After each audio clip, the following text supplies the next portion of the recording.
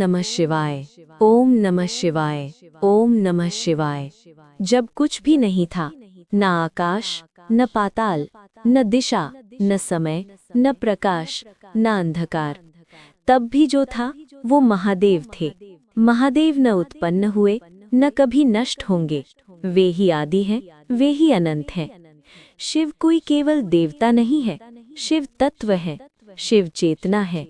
शिव वो सत्य है जो हर प्राणी के भीतर मौन रूप से विद्यमान है। शिव का अर्थ। शिव शब्द का अर्थ है कल्याण, जो न मांगता है पर सब देता है, जो न बांधता है पर मुक्त करता है, जो न डराता है पर भीतर के भय को जला देता है। महादेव न स्वर्ग के लोभी हैं, न सिंहासन के इच्छुक।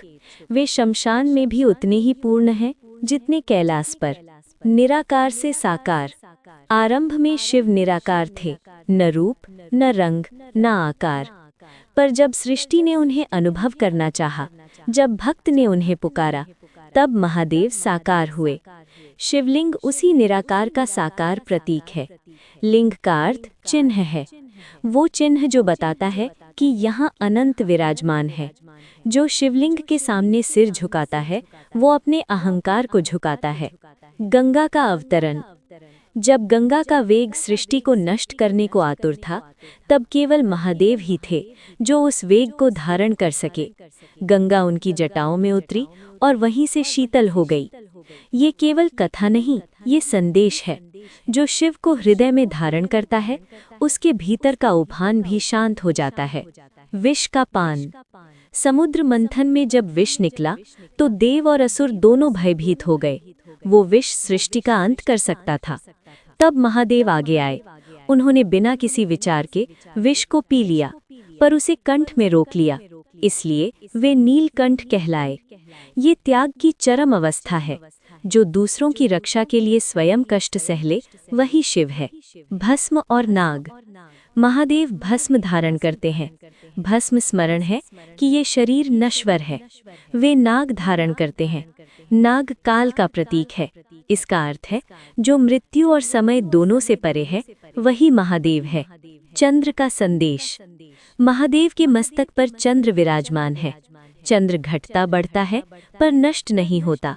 ये बताता है जीवन में उतार चढ़ाव आएंगे, पर जो शिव से जुड़ा है वो कभी नष्ट नहीं होता। तांडव और मौन। महादेव का तांडव संहार नहीं पर परिवर्तन है। जब अधर्म बढ़ता है, जब अहंकार सीमा लांघता है, तब तांडव होता है। और जब भक्त रोता है, तो वही महादेव मौन में भी करुणा बरसाते हैं। भोलेनाथ क्यों? महादेव को भोलेनाथ कहा जाता है क्योंकि वे छल नहीं देखते, वे शब्द नहीं देखते, वे केवल भाव देखते हैं। एक लोटा जल, एक बेलपत्र, एक सच्चा आंसू, महादेव को सब स्वीकार है। शिव और भक्त। महादेव भक्त से कुछ नहीं मांगते, वे केवल चाहते हैं कि भक्त झूठ से मुक्त हो। जो शिव को मान लेता है, उसे संसार डराना छोड़ देता है, क्योंकि जिसने मृत्यु के स्वामी को मान लिया, उसे क्या डर। जो भी सुने। कहा गया है, जो शिव कथा सुनता है, वो केवल कथा नहीं सुनता, वो अपने भीतर शिव को जागृत करता है। शिव कथा पाप नहीं गिनती, शिव कथा केवल चेतना जगाती है। आंतरिक संदेश। महादेव बाहर नहीं, भीतर है। जब मन शांत हो, जब अहंकार गिरे, जब श्वास में ओम उतरे, वही शिव है। शिव कृपा का फल। शिव कृपा धन नहीं देती, शिव कृपा दृष्टि देती है। दृष्टि जिससे मनुष्य समझ सके क्या छोड़ना है और क्या पकड़ना है। ओम नमः शिवाय। ओम नमः शिवाय। महादेव केवल वरदान देने वाले देव नहीं हैं, वे कर्म के न्यायाधीश भी हैं। पर उनका न्याय दंड नहीं, बोध है। जो समझ गया वो मुक्त हुआ, जो नहीं समझा वो बार बार उसी चक्र में घूमता रहा। कर्म और शिव। सृष्टि का एक अटल नियम है, कर्म। कर्म से कोई नहीं बच सकता, न देव, न मानव, न असुर। पर महादेव कर्म को कठोर नहीं, करुणामय बनाते हैं। वे कर्म का फल देते हैं, पर साथ में समझने की शक्ति भी देते हैं। जो शिव से जुड़ता है, उसका कर्म कटता नहीं, जलता है। मौन की परीक्षा। कई बार जीवन में ऐसा समय आता है जब कोई पुकार सुनाई नहीं देती, ना उत्तर, ना संकेत, ना चमत्कार। लोग कहते हैं शायद शिव नाराज है, पर सत्य ये है, जब महादेव मौन होते हैं तब वे सबसे अधिक कार्य कर रहे होते हैं। मौन शिव की सबसे गहरी लीला है। क्यों मौन रहते हैं महादेव? महादेव जानते हैं कि शब्द मन को बांधते हैं और मौन मन को खोलता है। जब उत्तर तुरंत मिल जाए तो चेतना सो जाती है, और जब उत्तर देर से मिले तो आत्मा जागती है। इसीलिए महादेव हर प्रश्न का उत्तर शब्दों में नहीं देते, वे उत्तर अनुभव में देते हैं। तप और परिवर्तन। शिव का मार्ग आराम का मार्ग नहीं है, ये तप का मार्ग है। तप का अर्थ केवल जंगल में बैठना नहीं, तप का अर्थ है गलत के सामने न झुकना, सत्य को न छोड़ना और भीतर के विकारों को जलाना। जब कोई इस तप में उतरता है तो महादेव स्वयं उसके भीतर उतरते हैं। जीवन के उतार चढ़ाव। कभी लगता है सब कुछ ठीक है और कभी लगता है सब कुछ टूट रहा है। शिव दोनों अवस्थाओं में समान है। वे सफलता में भी साथ है और विफलता में भी। पर अंतर इतना है, सफलता में शिव सावधान करते हैं और विफलता में शिव संभालते हैं। भय का अंत। महादेव मृत्यु के स्वामी हैं, इसीलिए जो उन्हें मान लेता है वो मृत्यु से डरना छोड़ देता है। डर केवल अज्ञान से आता है और शिव ज्ञान है। जहाँ शिव का ज्ञान है वहाँ भय नहीं टिक सकता। आंतरिक विष। हर मनुष्य के भीतर एक विष है, क्रोध, ईर्ष्या, लोभ, अहंकार। महादेव उसे तुरंत नहीं हटाते, वे पहले दिखाते हैं। जब तक मनुष्य उसे पहचानता नहीं तब तक विष कंठ में ही रहता है, पर जिस दिन स्वीकार कर लिया कि ये मेरे भीतर है, उसी दिन शिव उसे शीतल कर देते हैं। धैर्य का चंद्र। शिव के मस्तक का चंद्र धैर्य का प्रतीक है। चंद्र धीरे धीरे बढ़ता है, धीरे धीरे घटता है। शिव सिखाते हैं जीवन में हर परिवर्तन धीरे स्वीकार करो। जो जल्दी चाहता है वो टूटता है, जो प्रतीक्षा करता है वो पकता है। घंटी, संकेत, संयोग और शिव। कई बार जीवन में अचानक कुछ घट जाता है, एक शब्द, एक घटना, एक मुलाकात। लोग कहते हैं संयोग था, पर जो शिव से जुड़ा है वो जानता है ये शिव का संकेत था। शिव संयोग के माध्यम से मार्ग दिखाते हैं। अंधकार का अर्थ। अंधकार बुरा नहीं है, अंधकार वो स्थान है जहाँ प्रकाश जन्म लेता है। महादेव अंधकार से नहीं डरते, इसीलिए वे शमशान में वास करते हैं। वे सिखाते हैं जो अपने अंधकार से भागता है वो प्रकाश से भी भागता है। त्रिशूल, भोलेनाथ और सरलता। महादेव को पाने के लिए शास्त्रों का भार आवश्यक नहीं, आडंबर की भी आवश्यकता नहीं। एक सच्चा भाव सभी मंत्रों से बड़ा है। महादेव भोले हैं क्योंकि वे सरल हृदय में ही बसते हैं। शिव कृपा कैसे पहचाने? शिव कृपा हमेशा सुख बनकर नहीं आती, कभी कभी वो टूटन बनकर आती है, छूटन बनकर आती है, पर अंत में वो मुक्ति बन जाती है। जो चला गया वो आवश्यक नहीं था, जो बचा वही शिव की कृपा है। ओम शिव भीतर हैं। शिव को बाहर ढूंढना सबसे बड़ी भूल है। वे श्वास में है, धड़कन में है और मौन में है। जब मन शांत होता है तब शिव प्रकट होते हैं।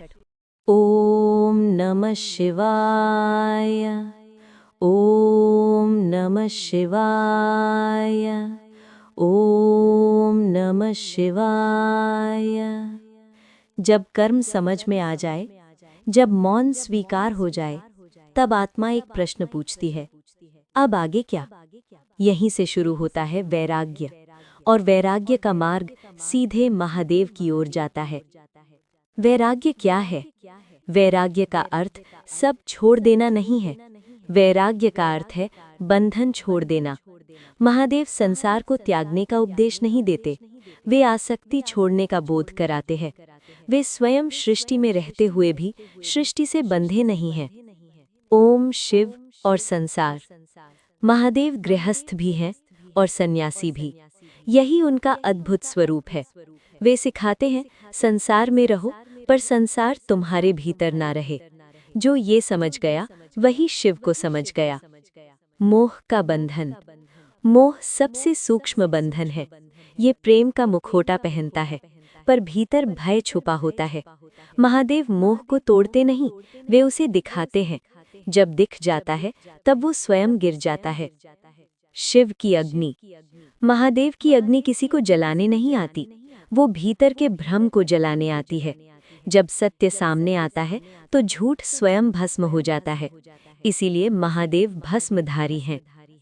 मृत्यु और शिव। मृत्यु से बड़ा कोई डर नहीं और मृत्यु से बड़ा कोई सत्य नहीं। महादेव मृत्यु के स्वामी हैं, पर वे मृत्यु के भय को समाप्त करते हैं। वे बताते हैं, मृत्यु अंत नहीं, केवल परिवर्तन है। जो ये जान लेता है वो मुक्त हो जाता है।